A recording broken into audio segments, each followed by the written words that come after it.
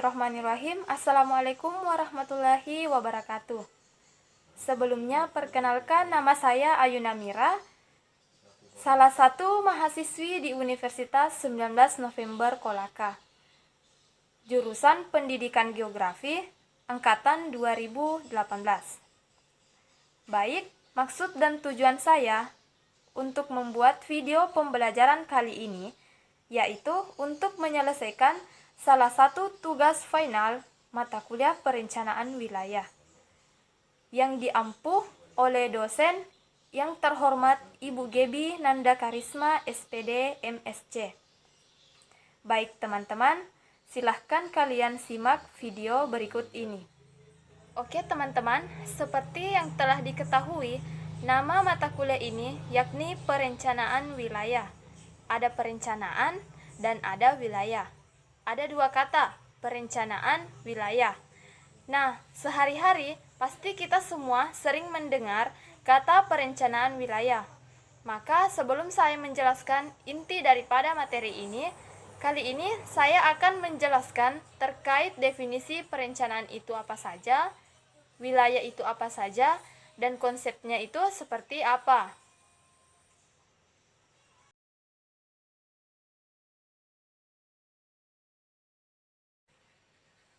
Oke, langsung saja pengertian perencanaan atau yang sudah akrab dengan istilah planning merupakan salah satu fungsi dari manajemen yang sangat penting. Bahkan kegiatan perencanaan ini selalu melekat pada kegiatan hidup kita sehari-hari, baik yang disadari maupun tidak. Nah, sebuah rencana akan sangat mempengaruhi sukses atau tidaknya suatu pekerjaan.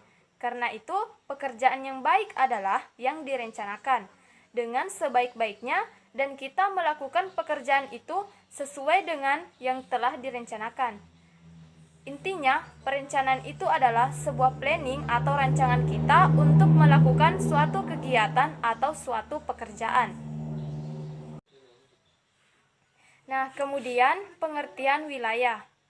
Wilayah adalah sebuah daerah yang dikuasai menjadi teritorial atau secara umum wilayah atau region adalah suatu bagian permukaan bumi yang memiliki karakteristik khusus dan khas tersendiri yang menggambarkan satu keseragaman atau homogenitas sehingga dengan jelas dapat dibedakan dari wilayah-wilayah yang lainnya.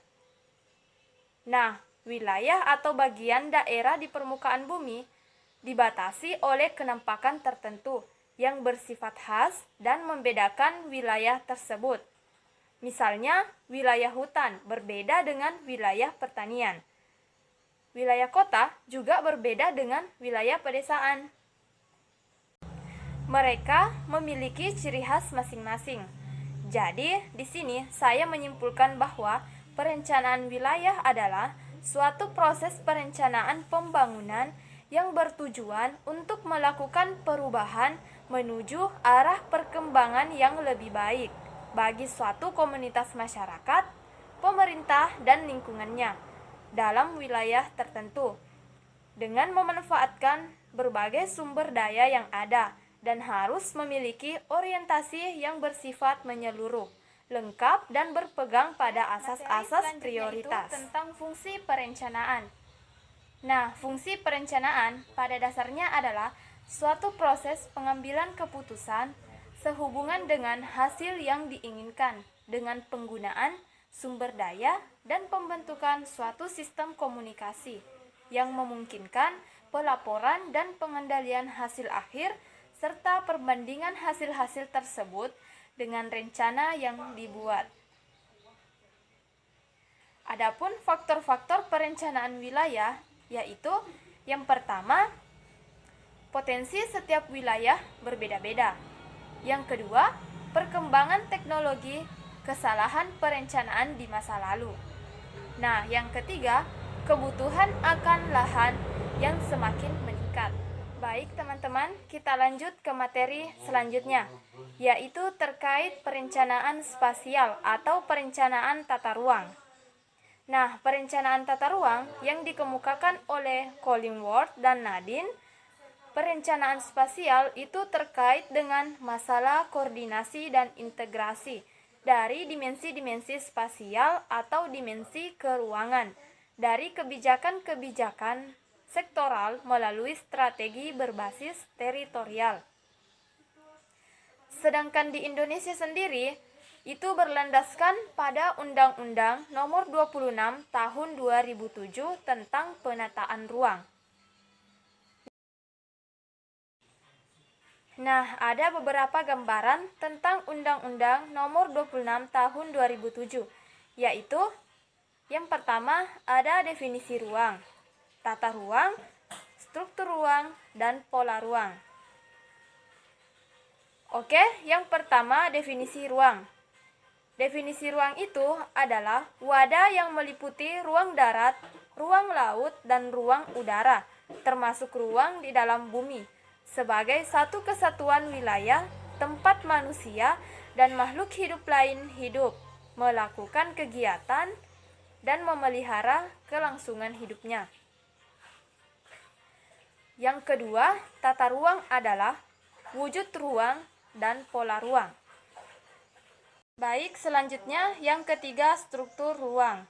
Struktur ruang adalah susunan pusat-pusat permukiman dan sistem jaringan, prasarana, dan sarana yang berfungsi sebagai pendukung kegiatan sosial ekonomi masyarakat yang secara hierarkis memiliki hubungan fungsional yang saling terkait. Baik, selanjutnya yang keempat, pola ruang. Pola ruang adalah distribusi peruntukan ruang dalam suatu wilayah yang meliputi peruntukan ruang untuk fungsi lindung dan peruntukan ruang untuk fungsi budidaya.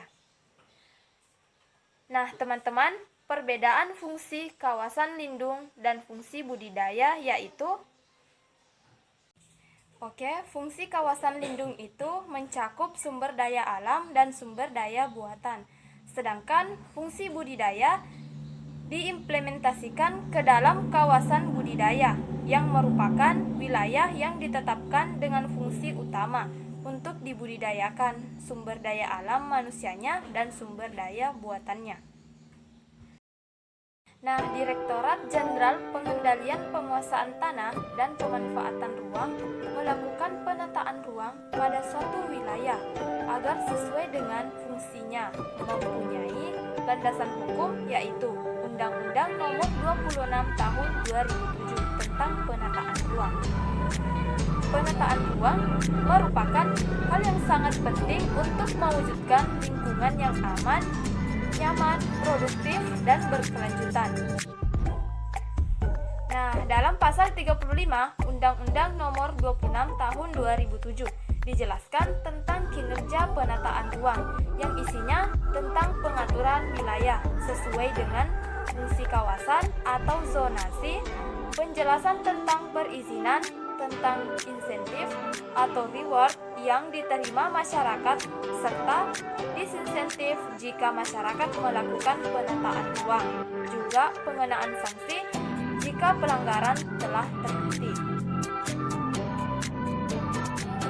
Penjabaran detail tentang pengendalian pemanfaatan ruang dan Undang-Undang Nomor 26 Tahun 2007 ini ada di dalam Peraturan Pemerintah Nomor 15 Tahun 2010. Seluruh penjelasan terkait pengendalian pemanfaatan ruang diatur dalam 50 pasal, yakni dari pasal 147 sampai pasal 197.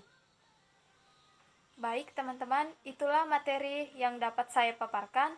Lebih dan kurangnya mohon dimaafkan, dan semoga apa yang saya sampaikan dapat bermanfaat bagi kita semua. Dan saya akhiri dengan ucapan wassalamualaikum warahmatullahi wabarakatuh.